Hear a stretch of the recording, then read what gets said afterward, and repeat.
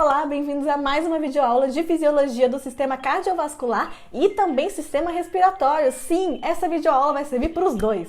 Sabe por quê? Os quimiorreceptores são células nervosas, ou seja, são neurônios que regulam a nossa respiração e eles também acabam tendo uma influência na nossa pressão arterial, sacou? Vamos lá!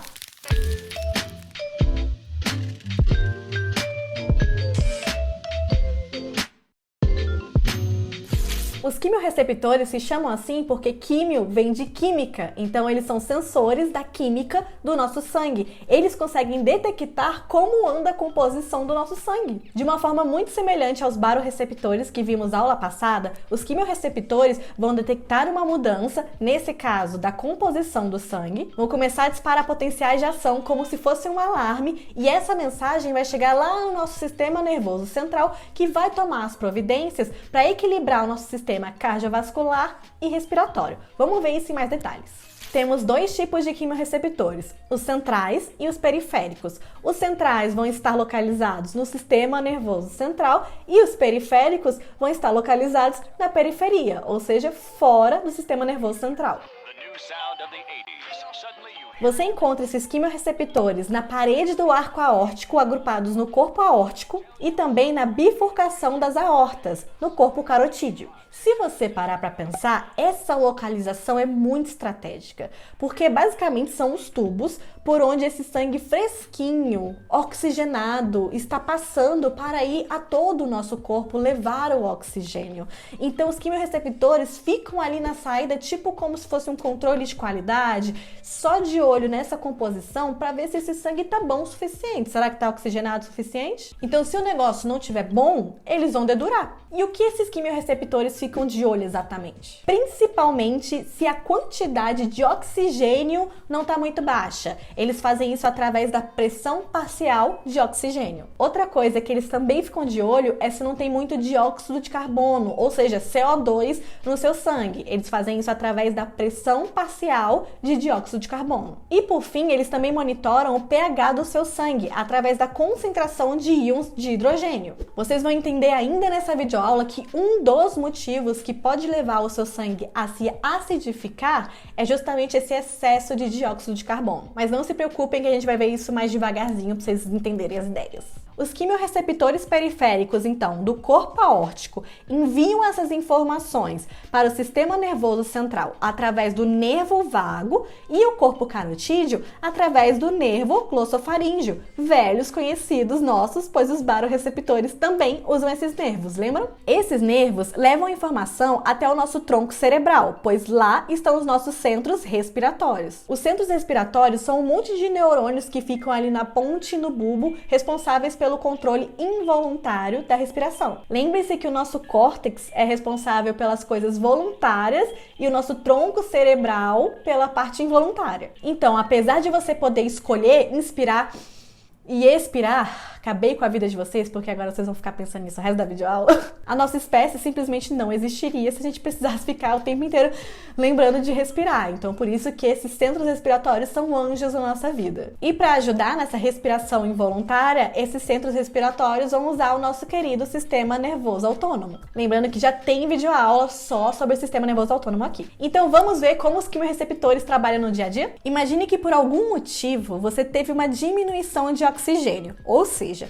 você teve uma hipoxemia. Também teve um aumento na produção de CO2, chamamos isso de hipercapnia, e ainda isso te levou a uma acidose, ou seja, uma diminuição no pH do seu sangue por aumento da quantidade de íons de hidrogênio. Essas mudanças indesejadas são detectadas pelos quimiorreceptores que disparam mais impulsos através do nervo vago e glossofaríngeo em direção aos centros respiratórios e também aos centros cardiovasculares. Guarda essa informação. Primeiro, vamos dar uma olhada no efeito direto desses quimiorreceptores nos centros cardiovasculares, porque existe uma pegadinha aí. Se você não sabe nada sobre centros cardiovasculares, pausa esse vídeo, vai na minha aula passada, olha na minutagem em que momento eu explico o que são esses centros, é bem rapidinho e aí você volta pra cá. O primeiro efeito é que o centro cardiovascular vasomotor vai, através das fibras do simpático, aumentar a vasoconstrição. Então as arteríolas vão se estreitar, aumentando a resistência vascular periférica. Isso faz com que se limite o fluxo sanguíneo para órgãos periféricos, como os músculos, e tenhamos então mais sangue circulando pelo coração e cérebro, o que ajuda a conservar o oxigênio nessas regiões e diminui a taxa metabólica para ajudar a reduzir essa produção de CO2. Além das arteríolas, o efeito vasoconstritor também afeta as veias, o que devolve mais sangue para o coração. Esse aumento do retorno venoso significa que temos mais pré-carga, maior débito cardíaco e a pressão arterial, então, aumenta. Ou seja, é dessa forma que os quimiorreceptores periféricos conseguem ter alguma influência na sua pressão sanguínea. Além do efeito no centro cardiovascular vasomotor, esses quimiorreceptores também têm efeito lá no centro cardiovascular cardíaco. E é aí que tem uma pegadinha que confunde todo mundo. Ao contrário do que você talvez espere que aconteça, a realidade é que o centro acelerador cardíaco é inibido pelos quimiorreceptores periféricos, reduzindo o efeito do simpático no coração, o que o faz trabalhar mais devagar e com menos força, ou seja, diminuindo a frequência cardíaca e a contratilidade, enquanto o centro desacelerador cardíaco é ativado, aumentando os efeitos parasimpáticos no coração, o que novamente diminui a frequência cardíaca.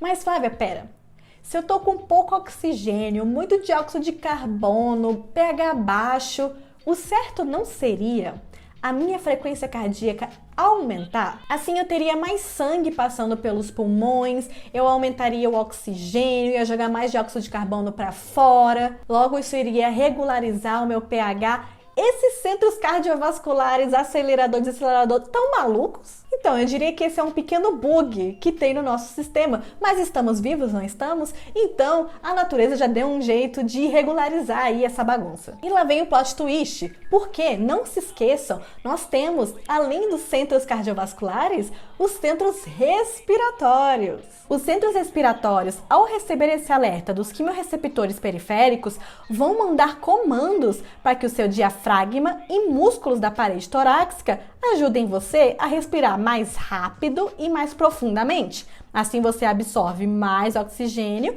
e expulsa mais CO2, mais dióxido de carbono. Quando eu aumento essa frequência e intensidade respiratória, é lógico que as minhas vias aéreas vão ficar mais esticadas, afinal tem mais ar passando. Isso é detectado por outros tipos de receptores, chamados de receptores de estiramento pulmonar, que moram nos músculos lisos que revestem a traqueia e brônquios centrais. Esses receptores vão disparar, detectando que as vias aéreas se dilataram. Essa mensagem vai chegar aos nossos centros respiratórios novamente através do nervo vago, e a mensagem é de que agora eles podem se acalmar. Ao mesmo tempo, esses receptores de estiramento pulmonar vão enviar uma mensagem através do nervo vago que vai estimular o centro acelerador cardíaco e, portanto, o efeito simpático no coração, aumentando a frequência cardíaca e contratilidade, ao mesmo tempo que inibem o centro desacelerador cardíaco e, portanto, os efeitos parasimpáticos no coração, o que novamente ajuda a acelerar a frequência cardíaca. Então, o efeito direto dos quimiorreceptores periféricos nos centros cardiovasculares é anulado, é massacrado pelos receptores de estiramento pulmonar, que não são quimiorreceptores, eles não têm nada a ver com a química, eles são muito mais mecânicos do que químicos, afinal eles detectam o estiramento das vias aéreas, e também graças à ação dos centros respiratórios. Então, por isso, gente, fica tudo bem. Então, nossa frequência cardíaca finalmente sobe e não desce, o que quer dizer que o seu coração vai trabalhar mais rápido e mais forte, permitindo que o débito cardíaco e a pressão arterial aumentem, o que é primordial para empurrar mais sangue para os pulmões, para que seja abastecido de oxigênio e libertado do excesso de dióxido de carbono. Até então, falamos só dos quimiorreceptores periféricos. E os centrais, o que fazem? Como eu disse, você encontra os quimiorreceptores centrais no sistema nervoso central, principalmente no cérebro. Eles ficam aglomerados na superfície ventral e frontal do bulbo, bem próximos ali aos centros respiratórios. Eles ficam banhados pelo líquido cefalorraquidiano. Inclusive, já tem uma videoaula só sobre esse líquido maravilhoso aqui. Então, os quimiorreceptores centrais ficam lá no seu cérebro de olho na composição do líquido cefalorraquidiano. E o que eles ficam dosando é a quantidade de dióxido de carbono através da pressão parcial de dióxido de carbono. E também o pH, através da concentração de íons de hidrogênio. Só. Então, enquanto os quimiorreceptores centrais ficam focados em dosar dióxido de carbono e o pH, os quimiorreceptores periféricos ficam mais concentrados em dosar o oxigênio, apesar de também dosarem ali o dióxido de carbono e pH, mas o negócio deles é o oxigênio e os centrais é o dióxido de carbono e pH. Então, imagine que por algum motivo você está com muito dióxido de carbono no sangue,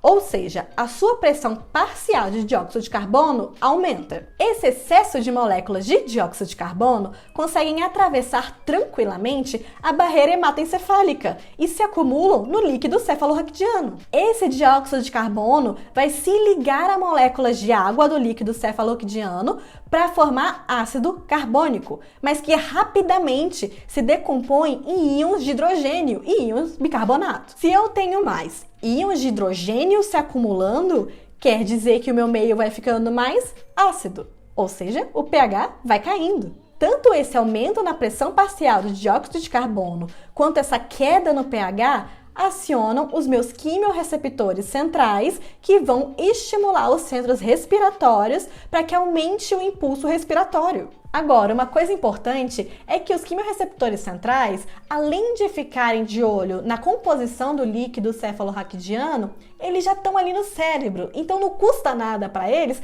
também ficarem de olho nas alterações do fluxo sanguíneo para o nosso cérebro. Eles já estão ali, sabe? Então, bora trabalhar dobrado. Então, imagine que a sua pressão intracraniana aumentou. Pode ser, por exemplo, por causa de um tumor que vai comprimindo os vasos sanguíneos que entram e saem do seu cérebro e isso causa uma isquemia cerebral, ou seja, tem pouco sangue conseguindo chegar no seu cérebro, que é um tecido como qualquer outro, que faz os seus processos metabólicos, que tem como subproduto o CO2, então o seu cérebro precisa desse sangue para mandar embora o CO2 e pegar o oxigênio. Só que tá chegando pouco sangue, não é? Então, cada vez mais, o CO2 produzidos pelas células cerebrais, que não consegue escapar pelo fluxo sanguíneo, começa a se acumular na medula espinhal ou no líquido cefalorraquidiano. E como nós vimos na reação, aumenta dióxido de carbono, aumenta íons de hidrogênio, ou seja, diminui pH.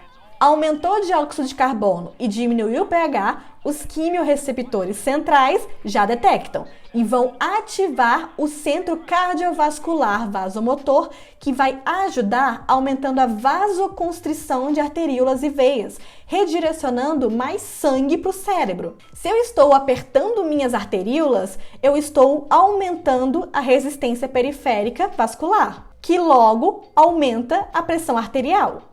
É muito importante aumentar a pressão arterial nessa situação de pouco sangue chegando no cérebro, porque assim a pressão arterial fica maior do que a pressão do líquido cefalorraquidiano e eu consigo que mais sangue flua para o meu cérebro. Esse aumento da pressão arterial em resposta ao aumento da pressão intracraniana é chamado de reação de Cushing, em homenagem ao neurocirurgião Harvey Cushing. Então aqui temos a segunda forma que os quimiorreceptores, só que nesse caso os quimiorreceptores centrais, conseguem influenciar na sua pressão arterial. Espero que você tenha gostado dessa videoaula. Se inscreve porque semana que vem ainda vamos ver mais um mecanismo de regulação da pressão, que é o sistema renina-angiotensina. Não esqueça de compartilhar esse vídeo com todos os seus colegas. Espero que vocês tenham gostado e beijinho, até a próxima!